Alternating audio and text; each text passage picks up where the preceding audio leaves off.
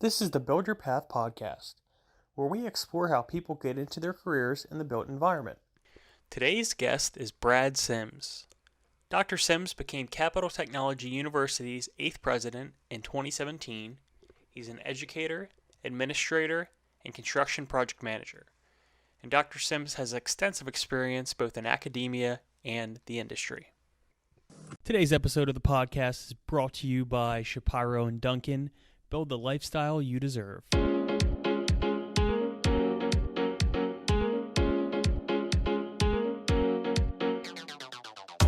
Welcome on into the Build Your Path podcast, hosted by myself, Matthew Pine. I am with my guest today, Brad Sims, Capital Technology University. I started a bachelor's in construction management program from the ground up in North Carolina.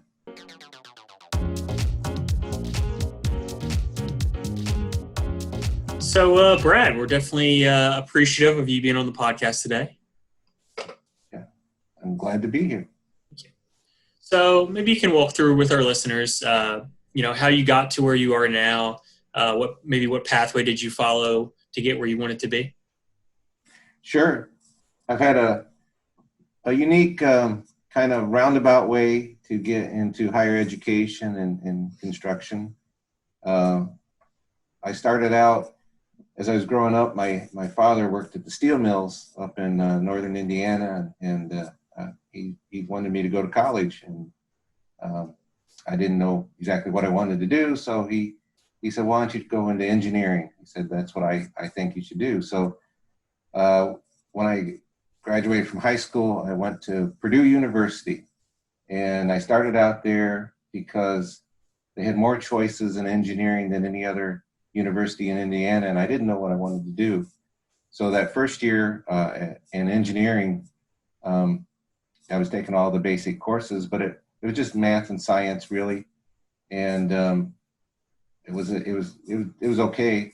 But I thought, I think I need a more practical degree, and so a friend on my floor, I lived in a dorm, had looked into building construction management at Purdue and provided me all the information. And I went on a tour with the admissions counselor and talked to some of the faculty, saw the labs, and I said, "Man, this is really cool."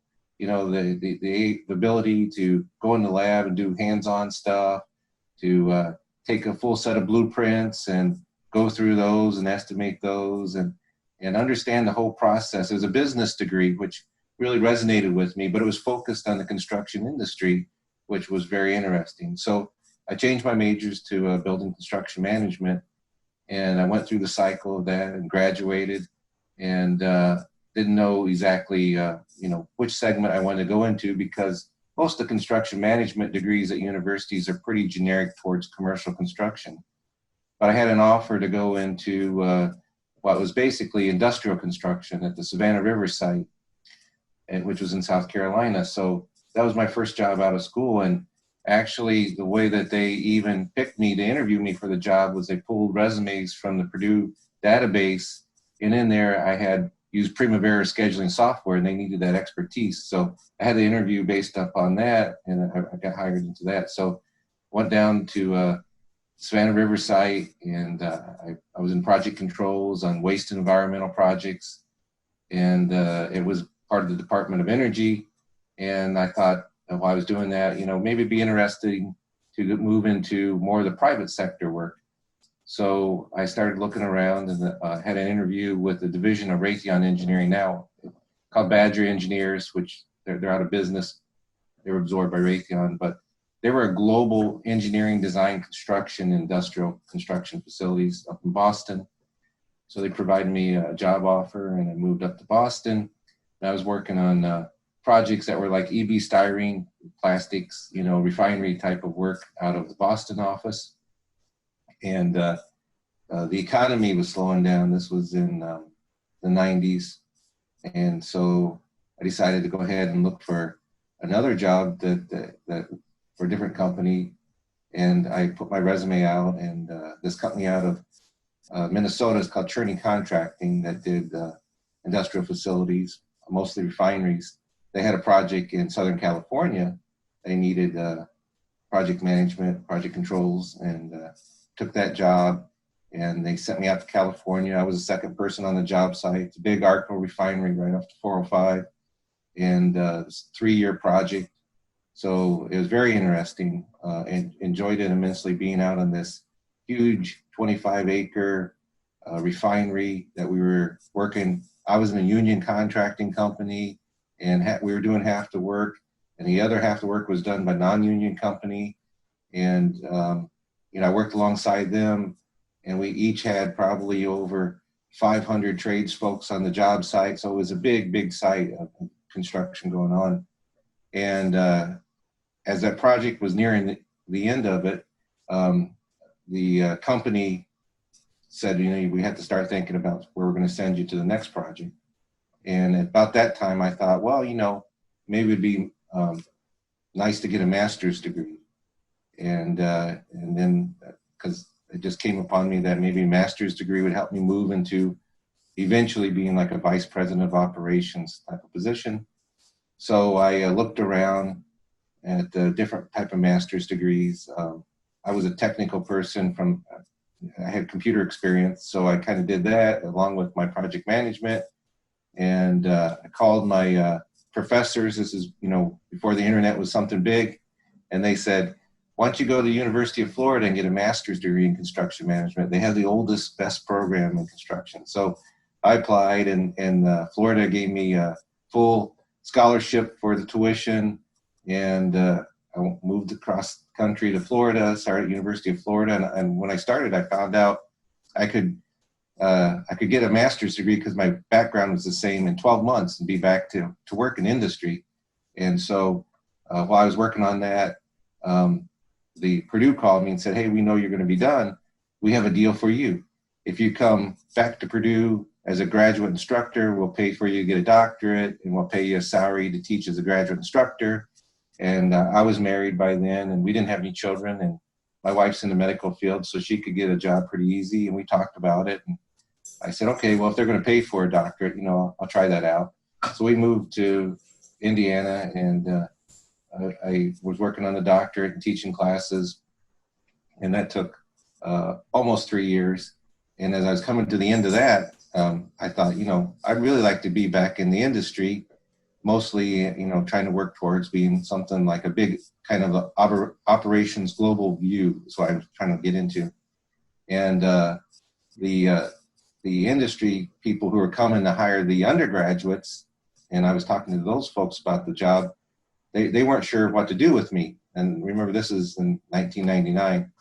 And I said, well, I just want to be in operations. It's but they're like, well, you've got a PhD. And I never really thought that would make a difference. But in 1999, it kind of made a difference. And so I talked to the universities about teaching, and all the universities wanted me because I had a PhD and I had industry experience. So I had a couple job offers. One was to go back to the University of Florida to be assistant professor, and one was for a software company called Prolog Manager, which was in that time period, that was project management software for the construction industry. And the offer for that was to be on the road basically 4 days a week doing sales and implementation of software. And the other one was being an assistant professor in the construction management program. And so I made the choice that I thought it'd be better just to not travel around all the time and take that job. So I took that job back at Florida, was a assistant professor in the construction program, and then had an opportunity, because we were members of an international building organization over in Europe, to take a year leave of absence and go over as basically as assistant director over in Holland, get the experience of living in Europe. I thought was positive as well. It was a global research construction group. And then while I was over there, I had written a proposal to start a new construction program degree for my friend at Western Carolina University in North Carolina. And that was approved to start. So I was about a year in Europe, and they called me and said, hey, can you come start it? And talked to my wife about it. And we're like, okay, we'll go to North Carolina. So I went there and I started a brand new construction undergraduate degree at first on campus for that university. And then I I added a complete online master's degree in construction management because I knew more students would attend at that level being online. And then from that, it grew very, very quickly to a large number of students. And then I was thinking about it. I became a department head. I thought, well, I really wanted to be a vice president of operations in the construction industry, but maybe if I followed the track at the university where I become a dean next, and then I become a provost, maybe I can become a president of a university and, have more influence about having good construction programs. So I followed that path, and that led me to where I am today at Capital Technology University. So, what has it been like to, first work in industrial construction and then move into higher ed? Well, industrial construction, it was, when you went to school for construction management, the focus was on commercial construction. So I learned a lot just because, each segment of the industry is unique upon itself. So in industrial construction, there is so much small bore and large bore pipe that that you don't have in regular commercial construction. You learn that some of that drives the cost based on lineal feet of small bore and large bore pipe that you install. But you understand that your project management principles that you learn for the construction industry and estimating and scheduling all apply no matter if it was the industrial segment or residential or highway segment. So industrial was fun because those were usually long-term projects where you'd be on a site for maybe 2 to 3 years versus some of the smaller project commercials, like if you're building a Walmart or something, are usually like a 6-month project. So I enjoyed industrial construction, and it was, of course, one of the safest types of construction because in industrial construction, there's things that can blow up. And so safety was extremely important. And I learned a lot about all the safety rules and regulations besides what I had in class that I didn't think about until I was in more of what would be more of a hazard type of construction. So it was very, very much a great segment to go into. And, you can transfer those. Industrial construction can be refineries, it could be power plants, it could be wastewater treatment facilities. Those are all type of projects that you can use the same type of knowledge behind. And some of that I've learned on the job site, the equipment that's operated in industrial, whether it's valve or a pump, there's large pieces of equipment. And I learned about the technology that turn those items on and off from the computer control room. And so that enhanced my IT because now I understand that connection, which we use today is called operational technology. So I made the connection via the industrial construction to the IT world more closely. So, being in higher ed, would you say that you are passionate working with young people? I'm passionate to give opportunities to young people is the way that, I've taught for years myself. And then as I went into more administrative role, I taught less, but the influence I've had. So yeah. I've been at 6 universities in different states. And at each one of those universities, I've influenced programming in the construction area.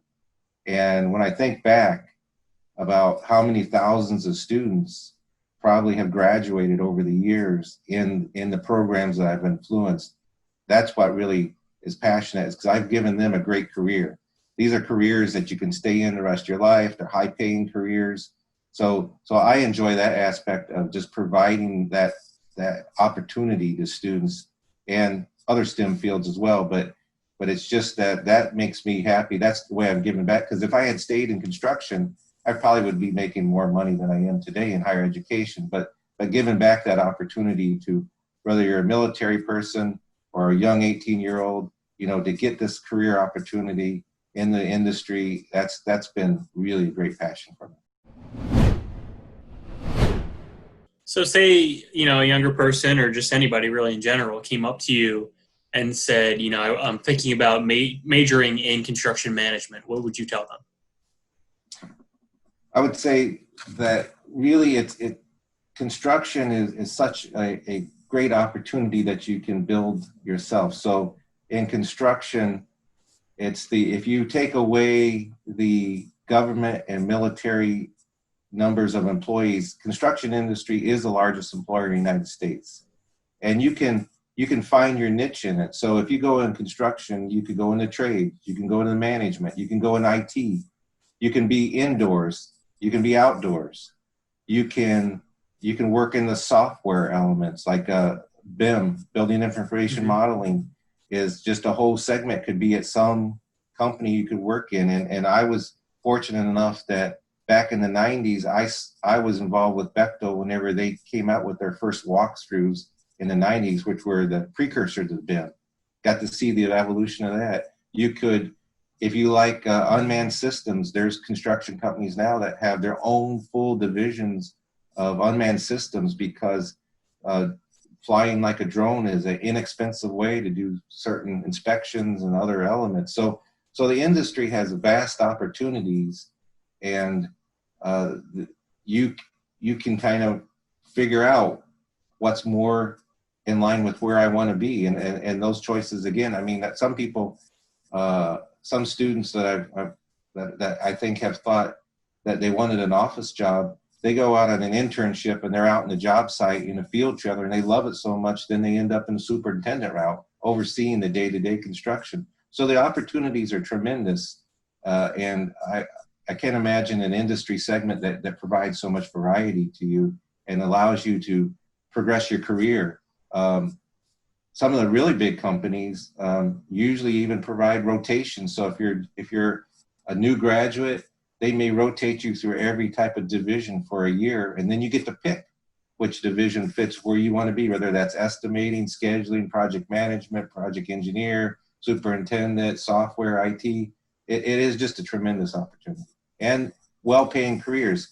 Also, the statistics, as no, there's a big salary company. It's called PAS, PAS is the abbreviation, and they do construction salaries every year, averages across the different disciplines, and they say based on their data that the amount of increase in your pay is usually higher in the construction industry than any other industry across the U.S. So it's a great way to increase your salary because the industry has a great need for employees, and if you're highly motivated, self-motivated, a good employee, you can kind of write your own ticket, and it's just one of those industries that drives the U.S. economy. So why not pick it? Well, I think you just touched on it there. So, looking at maybe a little bit of a future outlook, what do you see as some of the challenges that the industry faces, and maybe talk a little bit about how universities, 2-year, 4-year college, 4-year university like Cap Tech are helping to fill the gaps. Sure. So the industry still has huge demands at both the trades and management level of needing employees, and that's always. I mean, as long as we have a good economy, that's always going to be a challenge because the industry just needs so many people. And the projections from groups like Associated Builders and Constructors have charts out there you can go look at that just show the demand, and especially with critical infrastructure facilities. So the technology is really now starting to change. In the construction industry has been slow on changing with technology because some of the aspects of building, of course, is physical. You got to be on a job site, and somebody has to physically be there to build it. We don't have robots designed yet that can build the facilities for us. So there's a lot of elements that you need physical people out there, but the technology has changed with doing anything from simple reports, which now are usually inputted into an iPad that gets transferred back, to blueprints. They don't now anymore. You don't really roll out blueprints. You look at the digital representation on some device, right? And there's automatic takeoffs. The software, like the building information modeling software, really is is a changer in the way that you can look and save money based on the way it's designed, the interferences and stuff. There based on the shortage of employees, especially in the trades. There is more push on looking at more robotic technology that was never there before. So technology is really coming into focus in the industry, and I think that's the challenge as part of the programs that are out there. The management programs, project management is project management. The tools you use change all the time. And so, like, for me here at Capital Tech, um, we started several programs in construction that online so we could access more people, but they're not the same old style. So like our bachelor's degree in construction management and critical infrastructure includes not only project management, but courses that talk about the technology and protecting critical infrastructure and what those facilities are. We have even more IT and cyber courses than in the normal program. We have a degree, a bachelor's degree in construction IT and cybersecurity, which is really designed for somebody who likes the industry and maybe they either want to go into the specific software or they want to be an IT manager, but they need to know the industry because the industry has a lot of uniqueness to it that you get in those classes, you can understand the verbiage, the language, what's going on. So it provides another avenue to help students out there do, in that aspect. And the industry, cybersecurity has become more and more of a threat to construction that it wasn't before. And as the construction industry continue, it's an industry where you usually have one location or multiple satellite offices, and then you have projects spread across many areas. It could be across states, could be across the world. And so you're working between multiple locations, and that technology is out there now, and you could be attacked through the cyber, or you need to know the IT to keep it going because the key thing in the construction industry is making sure everything's done on time and under cost, and that's the goals as a project manager. And so this technology connection to the project manager and understanding productivity, cost elements of this, it's so dynamic, and now you're adding in all the new advances in potential technology, such as robotic technology. That's again, construction industry adapts slowly, but it has to adapt to be successful. And because we rely on construction as one of our major economic drivers in the United States, it's going to continue to be there and grow. And there's many differences between building a simple house to building a high rise in New York City to building a stadium to building a road. So and the technology for each one of those can be slightly different because they're different projects. And the real thing about construction is that, let's say you have something simple like a drugstore, a Walgreens. Mm-hmm. Well, you can have the same plans for that Walgreens that you always build, but the reality is that every site you build on is completely different, and it has a different set of issues you have to deal with, whether that's in the mountains of North Carolina or along the coast of Florida. That project site is completely different. So it takes that experience and that technology and that good management to be able to adapt that project and make it successful, that it comes in again on time and under cost, because that's your goal in the construction side. And so you have to be able to be flexible enough and understand that. And then on top of that, when you're in a construction industry, you work with many, many different companies. They're usually called subcontractors who are doing pieces of it. So you have to be a really good organizer of all those different companies that are doing pieces of it so that you can integrate them and so that they can be done on time as well. And you have that communication flow and flow of whatever is needed for resources. One of the good areas that I think all students should learn about, and I helped a company in Chicago do this, is learning lean construction. If you use some of the lean construction techniques in scheduling called Last Planner, it really has made construction companies even more successful. And so if you can apply that with your knowledge base of the industry, you're really helping a company become more efficient and more cost effective.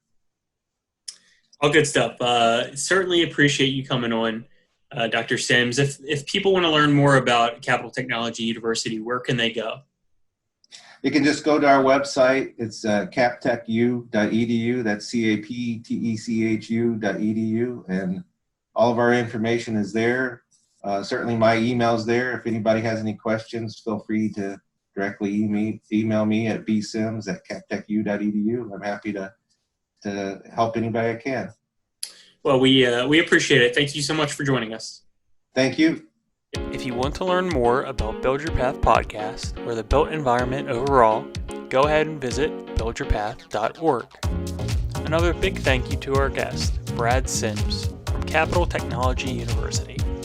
Once again, this episode was brought to you by Shapiro and Duncan. Build the lifestyle you deserve. Build Your Path podcasts are produced by the Maryland Center for Construction, Education, and Innovation. I'm Matt Pine. Thank you so much for listening, and we'll talk to you soon.